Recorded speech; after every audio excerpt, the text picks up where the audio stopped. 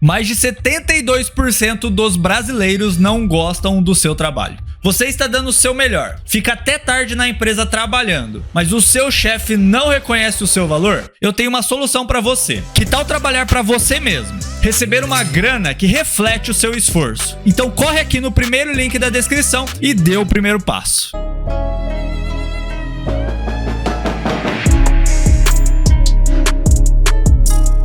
Basicamente, a minha vida ela é marcada por dois acontecimentos muito importantes. Certo. O primeiro acontecimento muito importante é que eu nasci e cresci aqui em Alphaville, onde a gente está gravando hoje. Segundo melhor lugar do mundo, porque o primeiro é Goiânia, Goiás.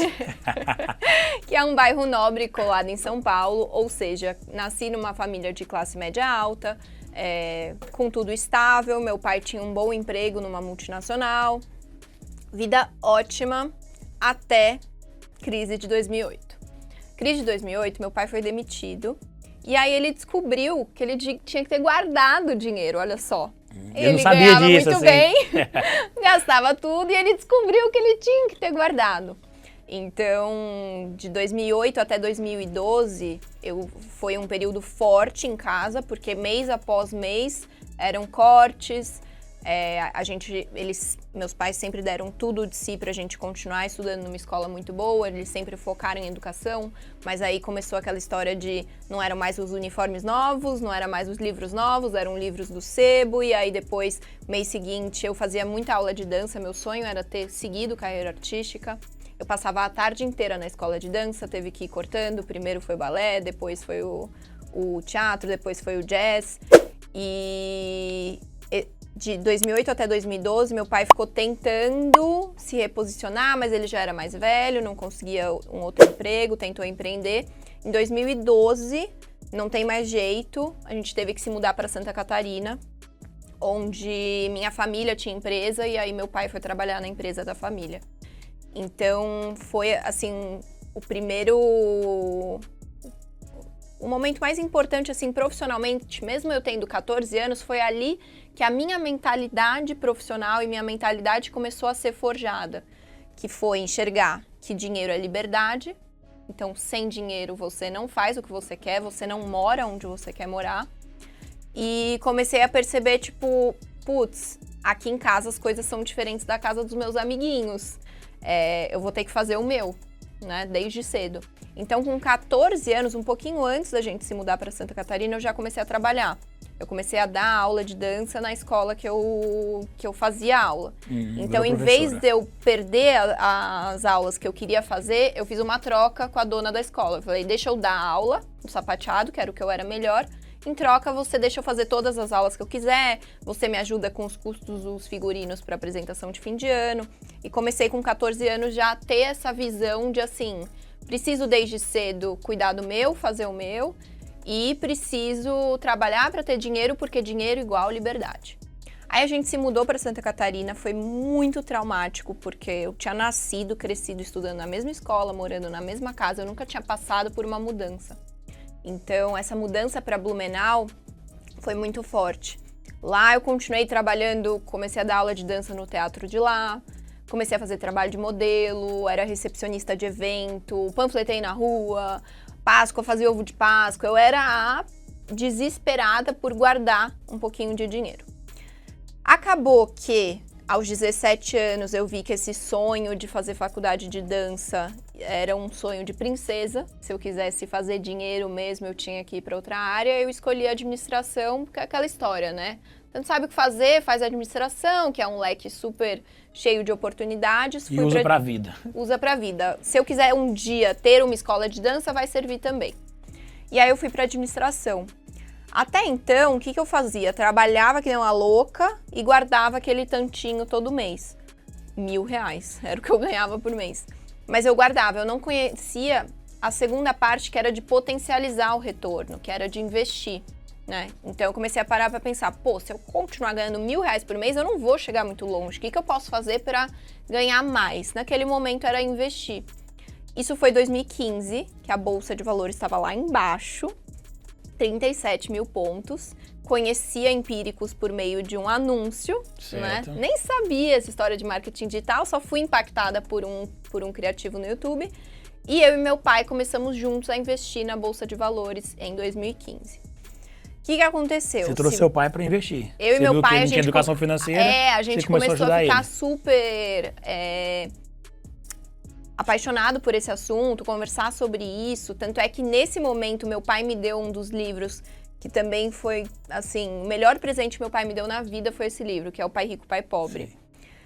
E a gente começou a entrar nesse assunto de educação financeira, empíricos e tal. E se você pegar o gráfico da Bolsa, 2015 faz assim, e aí ele começa e ele explode. Então tiveram ações que eu comprei que realmente em 3 meses dobraram, triplicaram. Teve ação que eu comprei que em 1 ano multiplicou por 10. E aí aquela coisa, né? Me apaixonei. Falei, pronto, minha vida tá feita. É só eu ir trabalhar um pouquinho e colocar nessa história de bolsa de valores que o negócio explode. Mas enfim, não só pelos ganhos, eu também me apaixonei pelo propósito da Empíricos, que é assim, a gente tem um oligopólio no mercado financeiro, né? No sistema financeiro, que são 5 grandes bancos, tomando conta de 90% do dinheiro do brasileiro. Quanto mais burro o brasileiro for, melhor para esses bancos, porque mais eles ganham em taxas, oferecem produtos horríveis, o gerente chega para você falando um economês que ninguém entende nada, só aceita e não sabe que existem outras oportunidades muito melhores. Aí eu ali, com 18 anos, vejo que se eu colocasse o dinheiro na bolsa, o negócio explodia, eu falei, caramba, a vida das pessoas pode ser muito melhor e as pessoas não estão sabendo. Então, além do ganho pessoal que eu tive, começou a surgir esse inconformismo com ser um assunto ainda tão pouco falado, né? Hoje em dia você entra no Uber, o Uber tá falando de criptomoeda.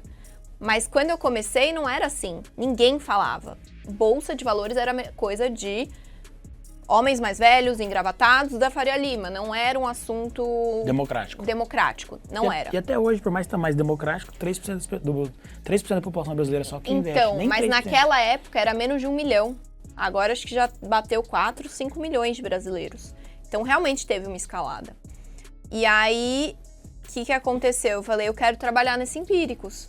Quero ser entusiasta do assunto educação financeira. Esse álbum, o produto foi tão bom para você que você falou, quero trabalhar lá. Exatamente. E eu já estava começando no meu entorno, com os meus amigos, com a minha família, eu já estava convencendo eles de começarem a investir, eu ensinava eles. Eu falei, cara, é isso que eu gosto.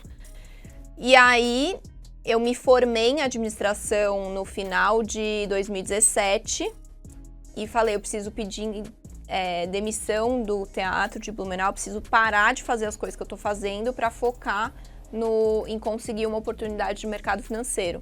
Tava 6 anos em Blumenau, detestava Blumenau, meu sonho era voltar a morar em São Paulo, meu sonho, o auge era trabalhar na Empíricos.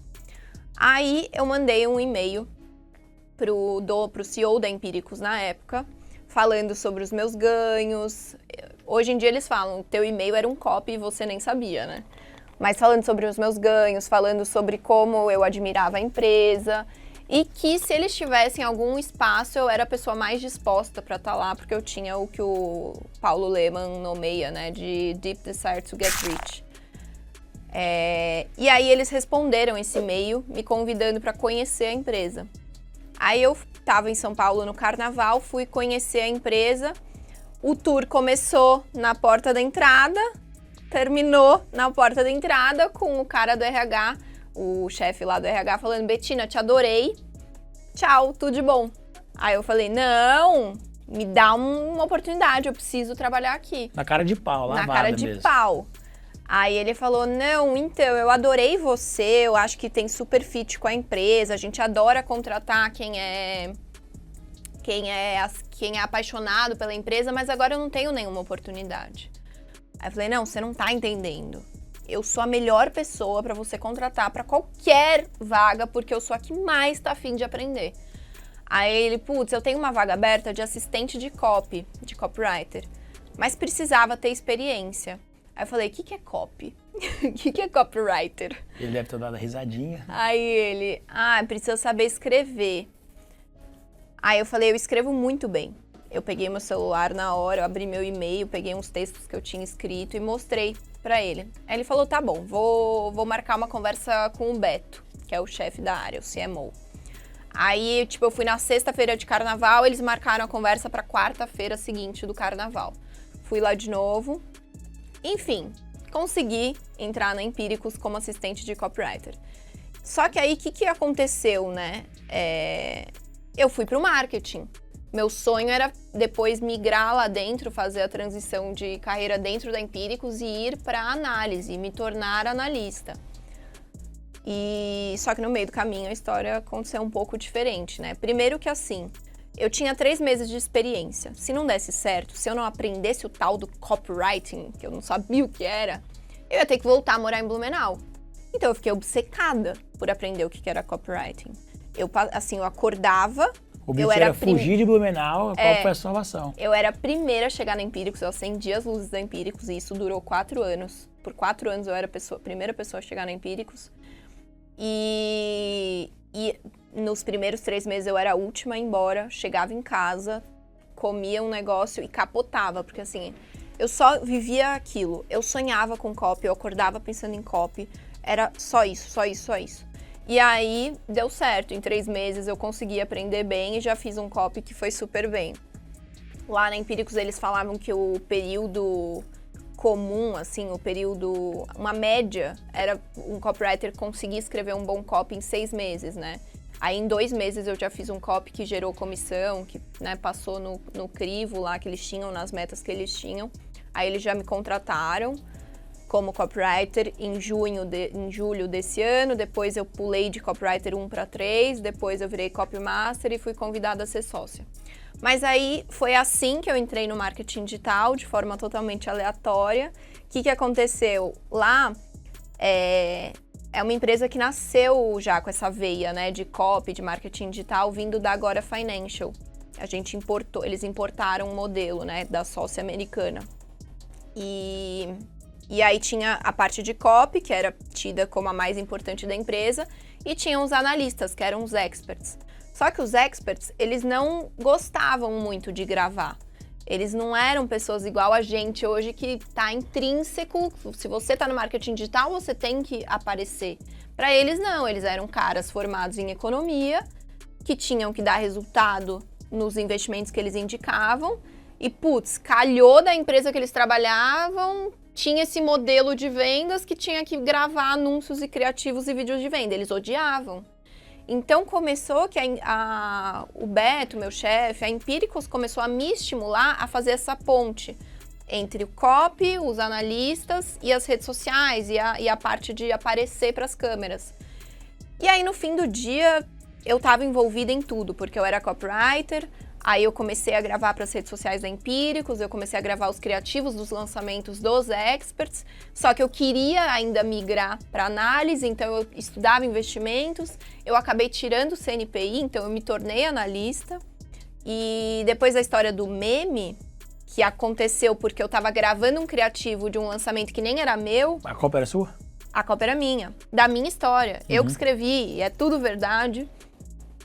Aí depois dessa história do meme... Eu ganhei tanta voz, né? A minha base cresceu tanto, que aí eles deixaram eu criar o meu próprio infoproduto. Então eu acabei criando, dentro da Empíricos, eu tinha a Sua Jornada Milionária, teve mais de 70 mil alunos. Oh. Então acabou que no fim do dia, na Empíricos, eu passei pelo 360 de tudo. Eu entrei como copywriter e saí como quase que estrategista. Não só expert, mas também com todo o know-how de bastidores, né? E aí, foi isso. Da hora demais.